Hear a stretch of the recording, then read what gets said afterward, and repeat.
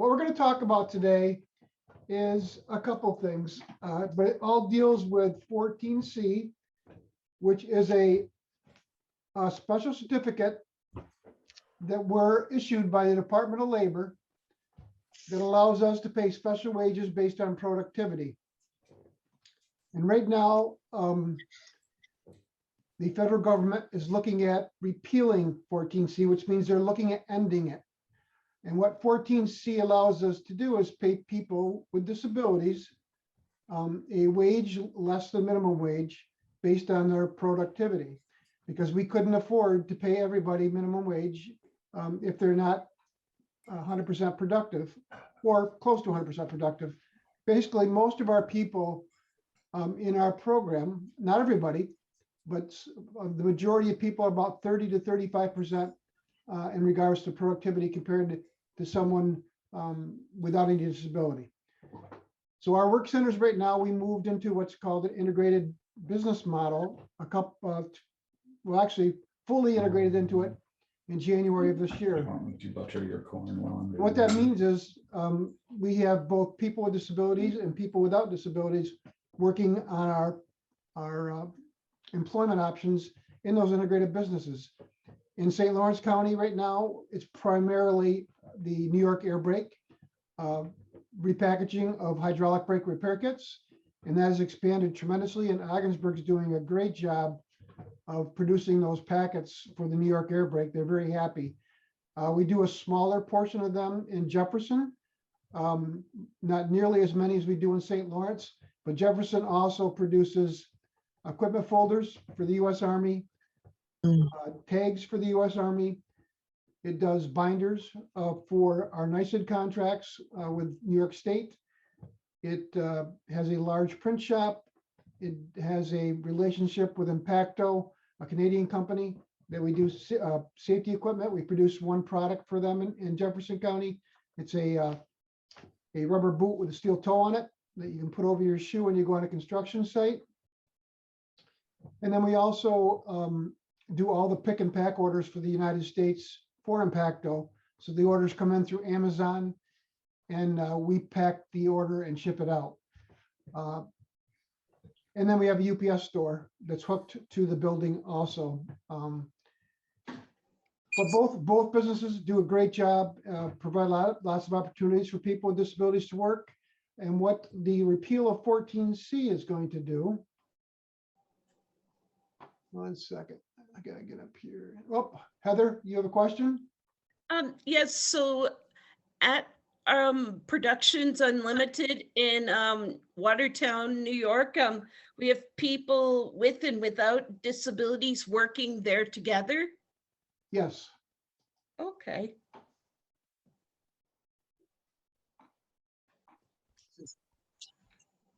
Okay, so right now, in our average wage right now is about $5.30 an hour. That's the average. Some people make a lot more.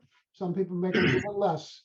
Right now, at the federal government level, there's a bill, HR 2373.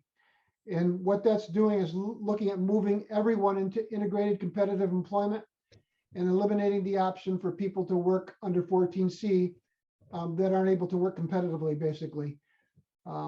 This would, in essence, eliminate about 80 jobs for Jefferson St. Lawrence, because we would not be able to pay all those people minimum wage who are not able to produce at least 50, 60%. We're very concerned with it. It's what HR 2373 says is that over a 4-year period, they would eliminate 14C and move everyone to competitive employment. And we know not everyone's going to be able to move to competitive employment. Both St. Lawrence and Jefferson in the past had a large number of people that worked in those work centers. Back then they were called sheltered workshops because only people with disabilities worked in them. Well over 200 people worked in Jefferson, and I think it was 100 plus that worked in St. Lawrence.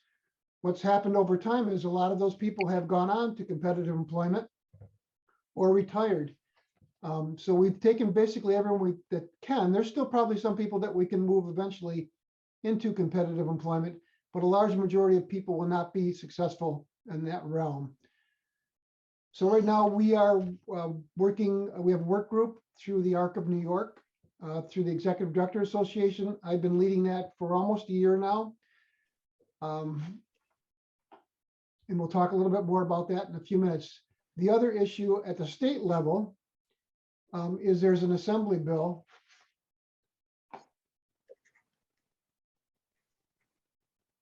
Oh, where did I put it? So the Assembly bill is A03103, and the Senate bill in the Assembly of New York is 011828.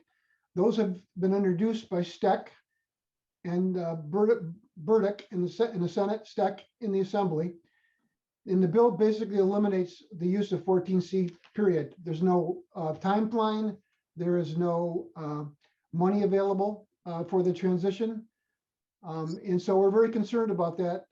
Even though the bill hasn't been moved forward and discussion has not taken place at the state level, we are concerned with it. So on October 20th, there will be a hearing in Albany on employment. And I believe virtual attendance is allowed if people list accommodations. Right now, we have 3 providers that are going to be giving testimony. The J.M. Murray Center, which is in Cortland, which I think employs over 100 people with disabilities. Schenectady ARC, which is in Schenectady, and NASA AHRC, which is down on Long Island. They're all going to be providing testimony in regards to how they use 14C in our integrated business model and the jobs that it provides. Right now, there are over 4,000 people working under 14C in New York State alone. The other thing that we're doing is we are developing a letter that's going to go out to all legislators, both federal and state, that we're going to be sharing on our website that people can either copy. We're going to hopefully have the ability to just click on it and put your name in and you can send it. That'll go out to our legislators, but we're also will have templates for discussion that you can call our local legislators, both in St. Lawrence and Jefferson, about the issues in New York State, and also reach out to our Congress people that we have. We've got Gillibrand and Schumer, and of course, Elise Stefanik is our Congresswoman. She has visited our work centers. I think we can get her to support our objection to the repeal of 14C. So we're going to be talking and putting on our website how you can contact those people, what their addresses are, what their phone numbers are, and eventually we'll be putting a letter on there that you can just click on to send to them also. I'm going to share right now. So these are the issues, that I think are important. Number one, the elimination of 14C and the move to competitive integrated employment does not consider people with severe disabilities. It's considering people with physical disabilities, people that have a lot of capability, and doing a broad stroke with all of them. So, I mean, we're concerned with people with severe disabilities that can't produce at the level required for competitive employment. Number two, it doesn't recognize choice. It doesn't recognize that people, this is what they want to do, this is their choice. No one's forcing them to do so. And it also doesn't recognize the loss of jobs. As I said, this could impact 4,000 people in New York State if it's eliminated. The federal bill, even though it does provide some funding, I think it's $300 million over that 4-year period. That's not adequate for the whole country for what needs to take place. We're looking for funding so we can come up with innovative technology that might increase people's productivity, training and support, and also research.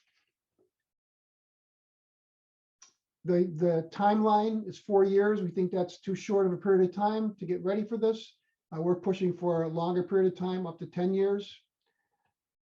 And like I said before, the New York State bill does not provide any timeline or any funding for the elimination of this. It doesn't recognize all the other services that are provided as part of this too. We provide transportation. We provide assistance with self-care and med administration in some cases, and other supports. And those that will be successful in competitive employment, from the research that's been done, most of them will end up working less hours, even though they might be making more money. And what's going to happen at the other hours they'll have available during the week, what's going to be the alternative for them. And then people are going to be forced to go to a program that they may not want. Their people may not want to go to day hab. They may not want to go to community hab or community pre-book. So they're going from a paid position to one that's volunteering in the community. Okay, now I'm going to bring up and talk briefly about the survey, which a lot of you took part in. Oh, let's see here. Right here. Okay, can you guys see that? Yeah. Yes. Okay, so this is a survey. Yeah. This is a survey that we sent out, and we got quite a bit back in responses. So one of our questions was, are you familiar with 14C and the impact? Some people had some awareness of it. Very few had little to none. So most of you understand the 14C issue, or your family does. Here's how long people have been working in our sites that responded. So you can see that the majority of people that work Tammy's in been- our integrated businesses have been with us for more than 10 years. Some of them 30 plus years. So long-term employees in those settings. Mhm.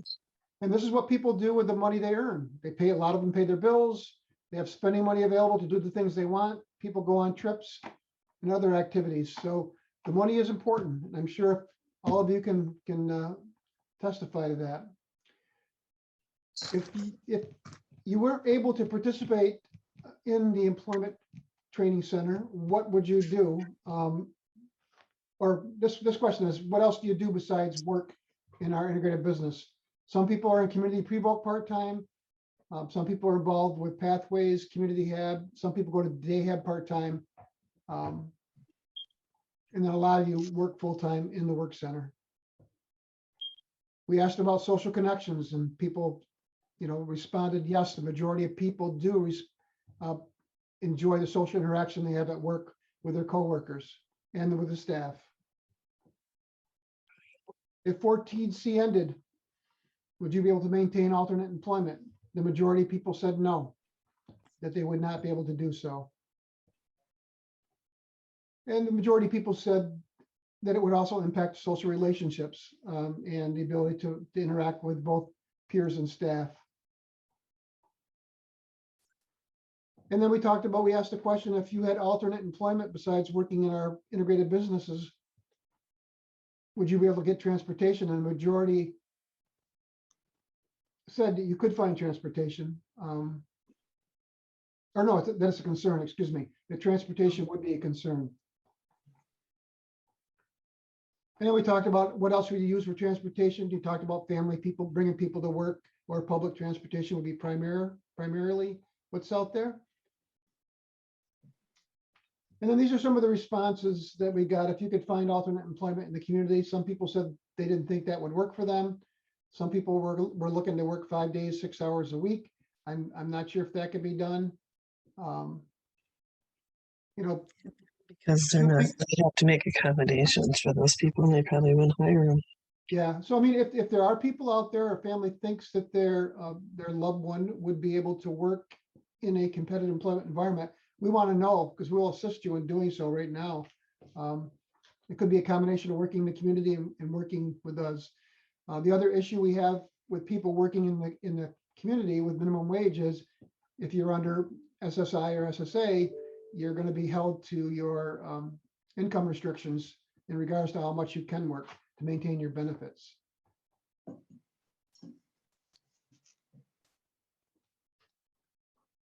And the other question was, if alternate employment could not be found, would your loved one stay at home during the week? And most everybody said yes.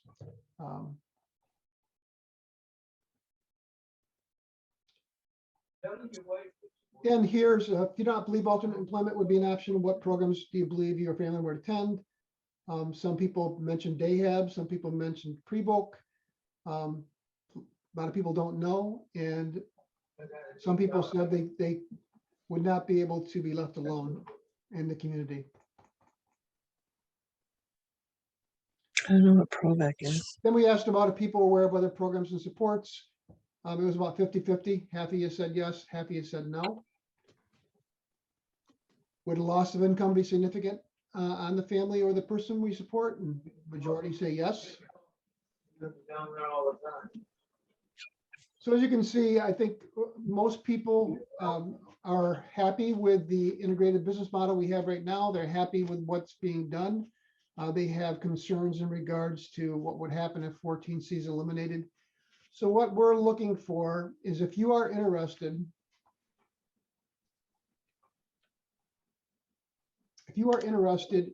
in advocating against the repeal of 14C and against both at the state level and the federal level, I put my email address in the chat box. You can or you can call me if you are interested in doing so. If you're interested in looking at presenting at the hearing on October 20th, that is a possibility of being virtual. And on the form, it does ask if you need a type of assistance, and I think that's where you would put a virtual connection. Otherwise, we're looking for advocacy just on letter writing, meeting with legislators when we set those up. So if anyone's interested, feel free to let me know, and I'll open it up to any questions right now. Do you think that the employers, if they came to having a competitive environment, do you think the employers out there would still even hire them, the people with disabilities versus a typical adult? I think there are people, we have successful programs right now that we have people that we support in jobs in the community. The problem is with the average productivity being, 30 to 40%. If what employer is going to hire you if they're going to be required to pay a minimum wage if you can't produce at a higher level? So that's our concern. There's things we can work on, and that's what we'll continue to do. If there are people that think they'd be successful in competitive employment, I would encourage you to look at those options. If you're happy with what's going on now, again, help advocate for not eliminating 14C over what they're suggesting. What we're looking at, so I've been involved with both Source America and Ability One. So those are our contracts that we have on Fort Drum, the border stations in Wellesley Island, Ogdensburg, and Messina. And that group, Source America, supports the repeal of 14C because a lot of the people that work in those contracts are pretty capable people. But they also let us talk to Congress people about our objection to 14C repeal. So I've been talking to a variety of New York State Congress people all over the state this week, and I have some appointments next week. And we are adamantly against the repeal, but if it's going to move forward, we'd like to see it spread over a longer period of time, a 10-year period of time. And we also would want more money and support to be put that way, so we could prepare over a longer period of time with innovation, technology, other things that might produce a higher level of productivity for people. And I just want to say, this is not happening tomorrow. This is still down the road, but we really need to start getting on it and advocating at the state and federal level that we don't agree with it. And we want to make sure that those jobs are there for the people that want to continue to work in the integrated business that are currently there. Because most of, like the survey said, most of those people that are working there have been there for a long time. They do a great job, both in Jefferson and St. Lawrence. You guys produce tremendously. And you meet the New York Air Brake contract. They're very happy with us, as well as the other contracts that we have. So, Ed or Heather, you have anything you want to add? I just wanted to Heather, ask what is it that Productions Unlimited is now called? It used to be called a sheltered workshop. What's it called now? It's an integrated business. It's a business. Because 25% of the people that work there are people without disabilities, where before everyone that worked in the sheltered workshop had a disability. No one without a disability worked in the workshop. So it's really, it's a business now. It's a manufacturing business, both in St. Lawrence and in Jefferson. Oh, The- I have a question Yep. too. Karen Romanek, Heather's mom. Is 14C, is that a federal program or a state program? It's a federal, it's issued by Fair Labor Standards Act. And it's a special certificate issued by the Department of Labor to pay a special wage based on productivity. Okay, so, and I saw on one of the pages you had up there, the House bill and the Senate bill numbers. Yep, the House bill is HR 2373. And the New York State bills, which haven't moved forward, I'll pull that back up again. Please.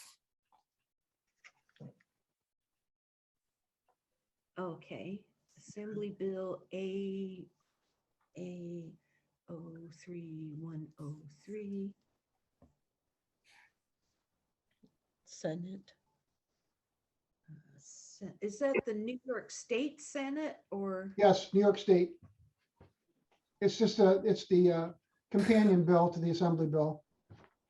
011828 and the federal House Rule 2373 federal bill. So the other thing I didn't mention is, so there is a parents group, it's called New York Alliance for Development Disabilities.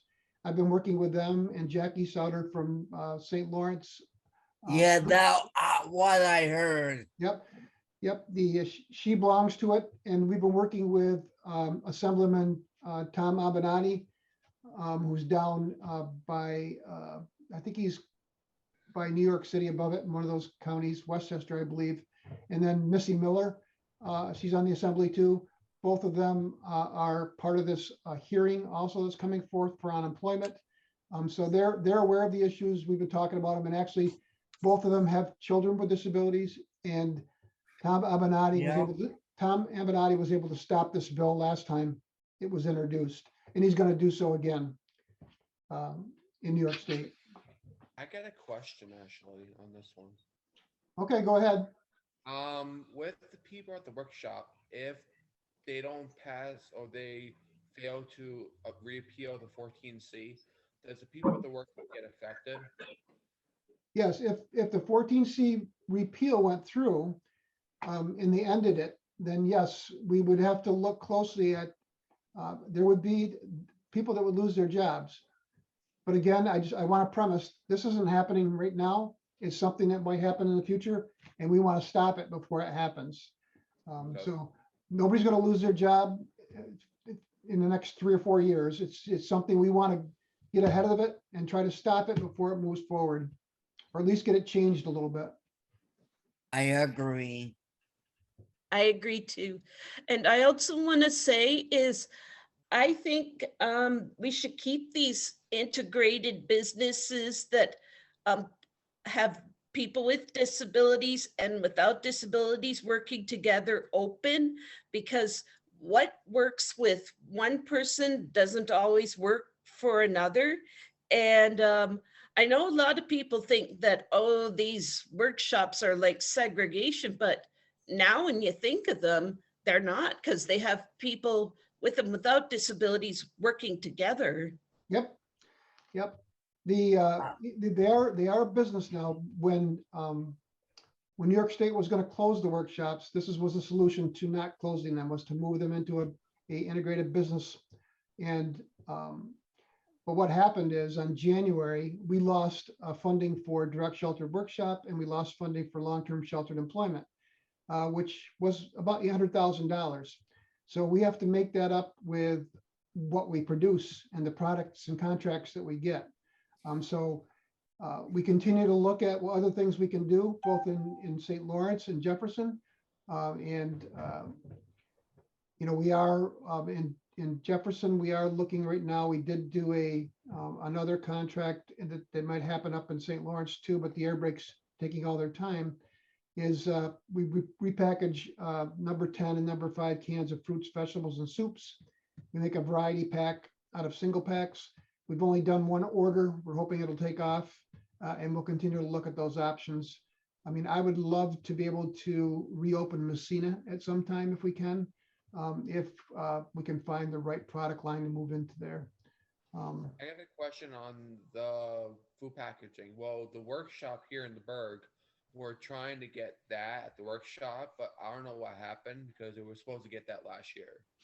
Yep, it was gonna move up there, Stephen, but we wanted to try it out first in Watertown. And we're waiting for it to take off. It hasn't. People aren't ordering the degree of those variety packs we thought they were. So they're still working on that first order. We're hoping they're gonna be doing a big push at the food vendor here soon. We're hoping that it takes off. If it does become successful, then some of that will move up to St. Lawrence also. Okay.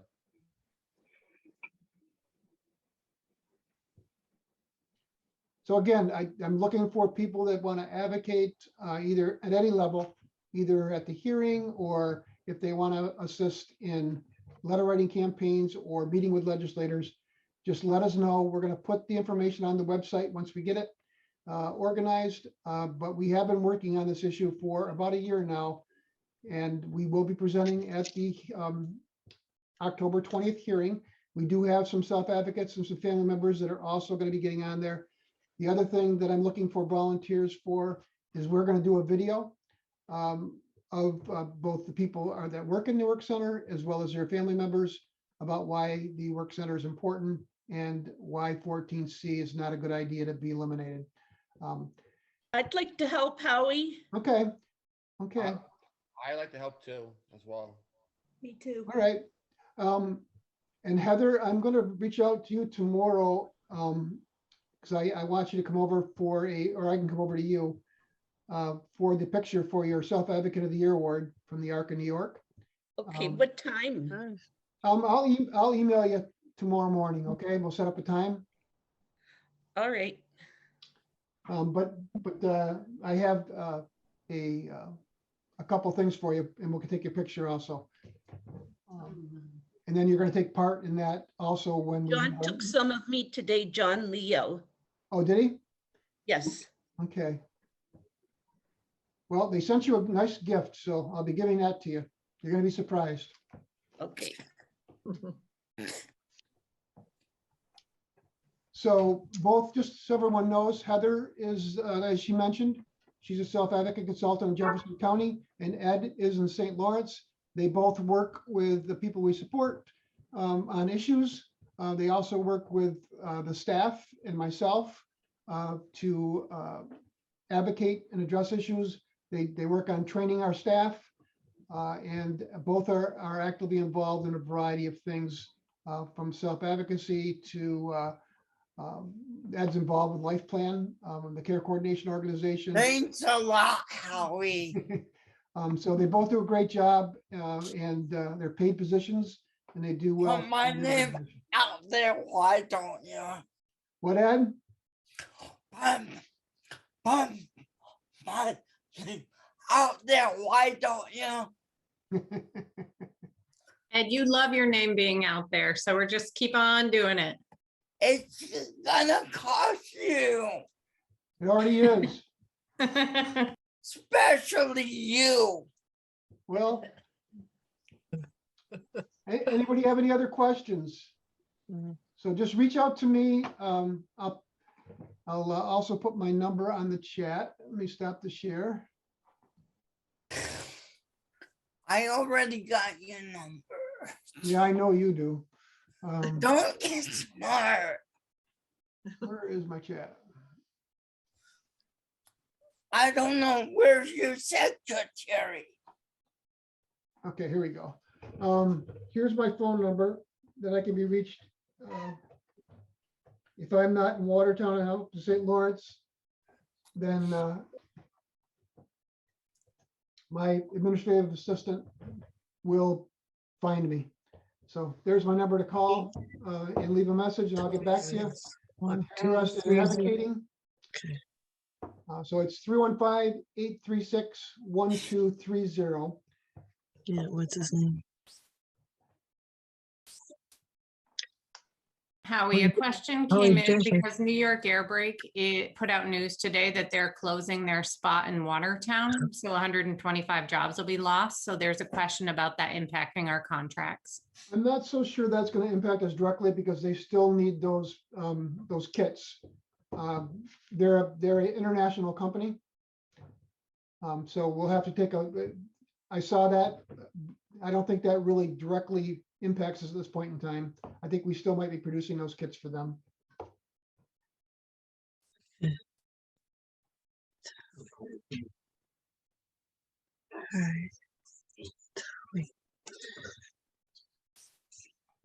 And that's why we try to find other product lines, so we always have a backup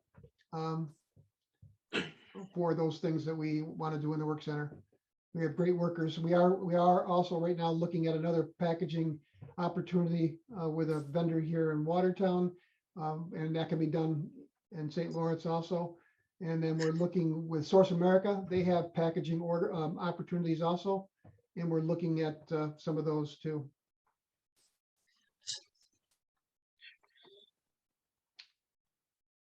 All right, well, I want to thank you all for your time, and this recording will be posted if you don't have any more questions. This will be posted on the website, and you'll be able to go in and watch it.